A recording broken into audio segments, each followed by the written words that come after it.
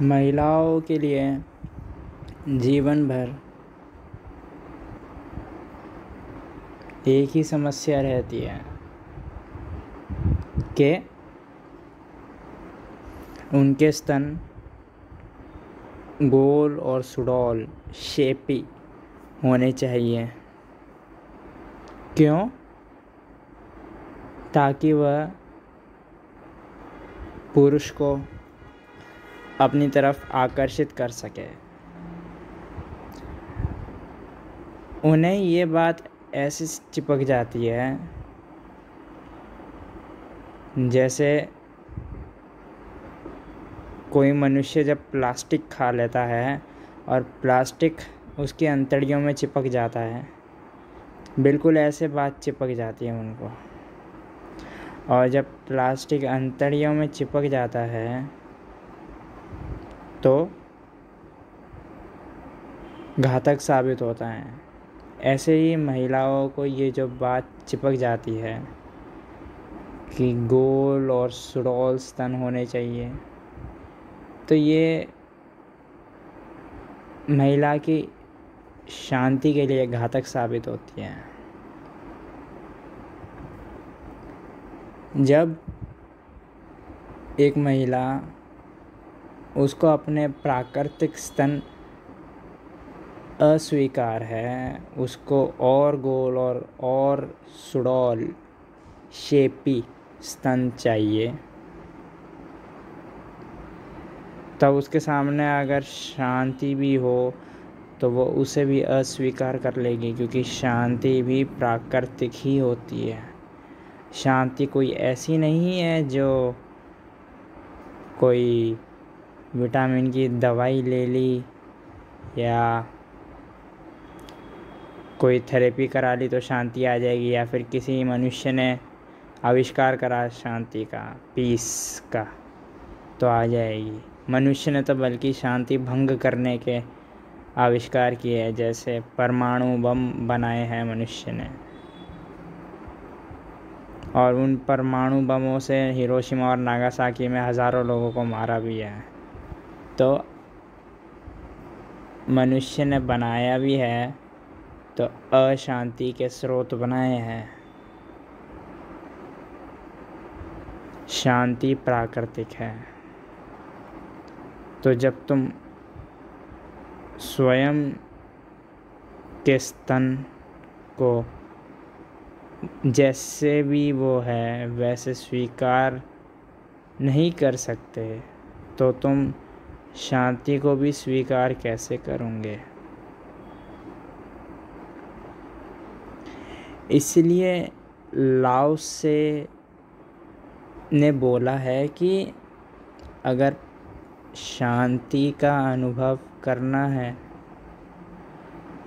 तो श्वास को एकदम गहरा लेना होगा, नीचे तक लेना होगा, नाभि तक।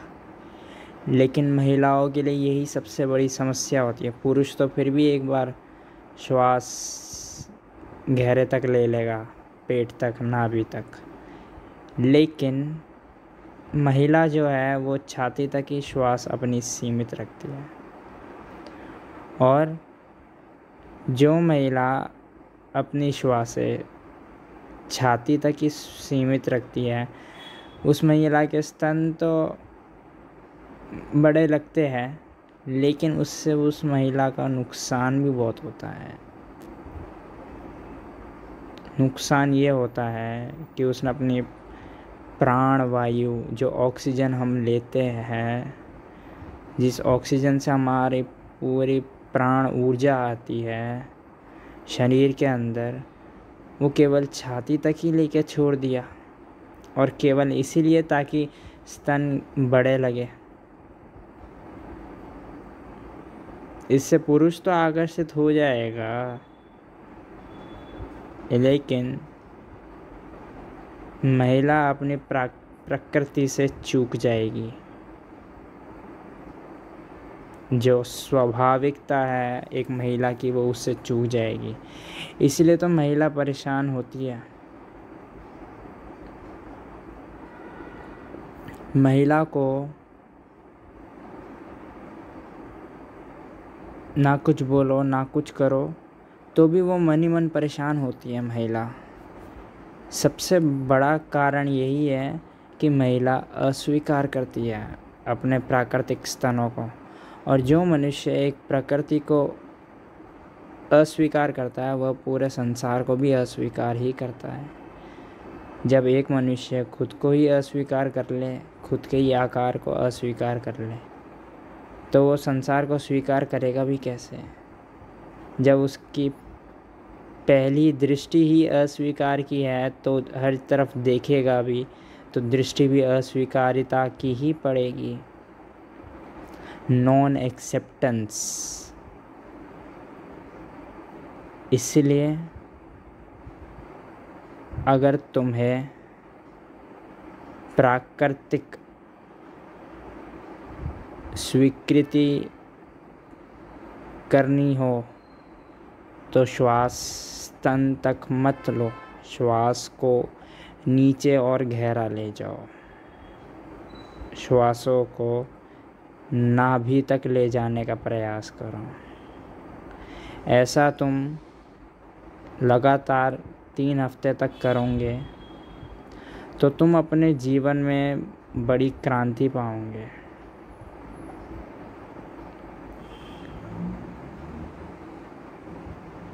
तुम धीरे धीरे देखोगे, चाहे तुम्हारा स्तन कैसे भी हो तुम उन्हें स्वीकार कर लोगे, चाहे तुम्हारा शरीर कैसा भी हो तुम उसे स्वीकार कर लोगे। और इसी के साथ साथ धीरे धीरे तुम दूसरों को भी स्वीकार कर लोगे, चाहे दूसरा तुम्हारे साथ गलत व्यवहार कर रहा है उसे भी तुम स्वीकार कर लोगे, चाहे अच्छा व्यवहार कर रहा है उसे भी तुम स्वीकार कर लोगे।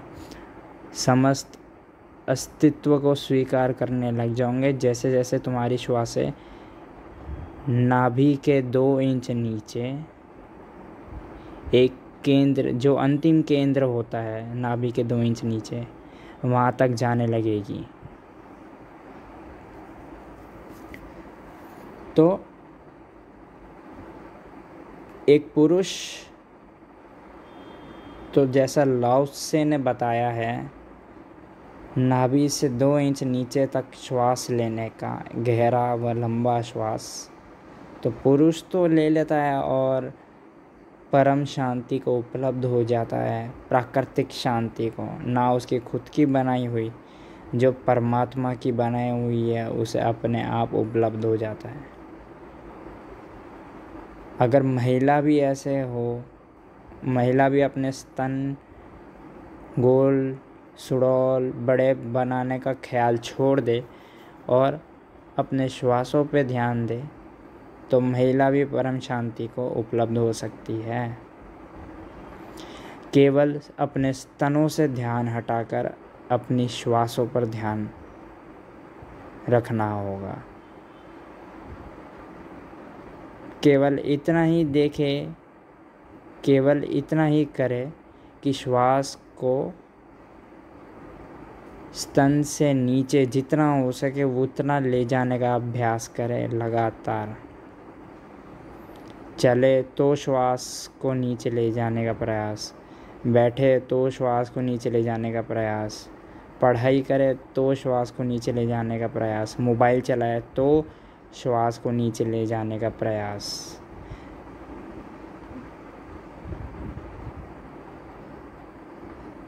और जैसे जैसे श्वास नीचे ले जाएंगे वैसे वैसे श्वास आदत बन जाएगी नीचे जाने की।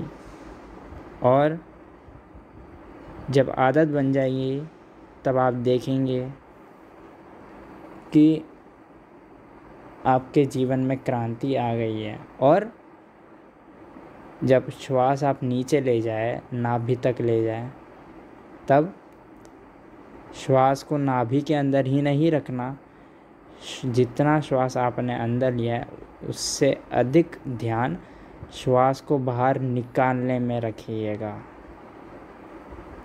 श्वास को आप जितना बाहर निकालेंगे उतना वैक्यूम बनेगा आपकी नाभि में और उतना ही आप हल्का महसूस करेंगे।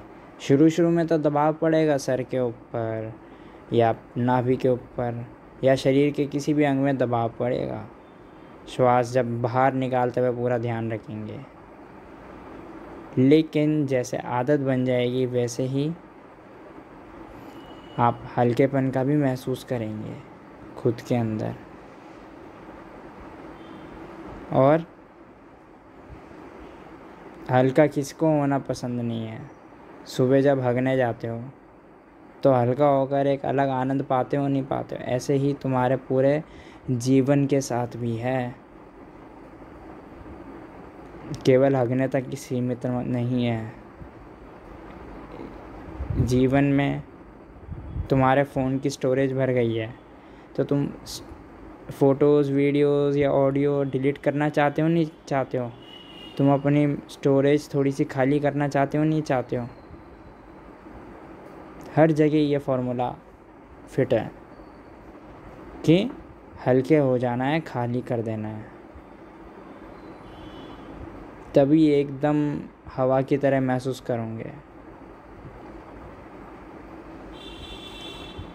इसलिए सबसे पहली बात, अगर एक महिला स्तन से ध्यान हटाकर अपनी श्वासों पर ध्यान रखे और श्वासों को नाभि तक ले जाए, ये सबसे पहला।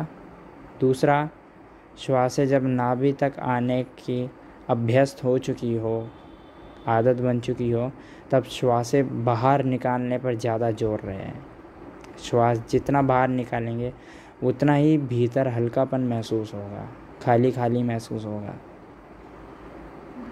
और तीसरा और आखिरी, जब श्वास लें और श्वास बाहर निकालें तो ये मत बोलिए कि आप श्वास ले रहे हैं और आप बाहर निकाल रहे हैं।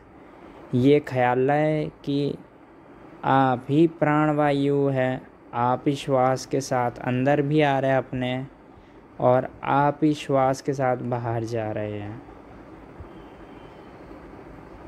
ये 3 चीज़ें लाओ त्से ने बोली है, और जैसे ही आप ये 3 चीज़ों पर अमल करेंगे वैसे ही आपको परम शांति का आनंद होगा। और जो आपको अपने जीवन भर में इतनी बड़ी समस्या लगती थी कि स्तन कैसे मोटे हो, गोल हो, सुडौल हो, ये सब समस्याएं विलीन हो जाएगी। सब्सक्राइब करें अगर ये चलचित्र मददगार साबित हुई हो तो।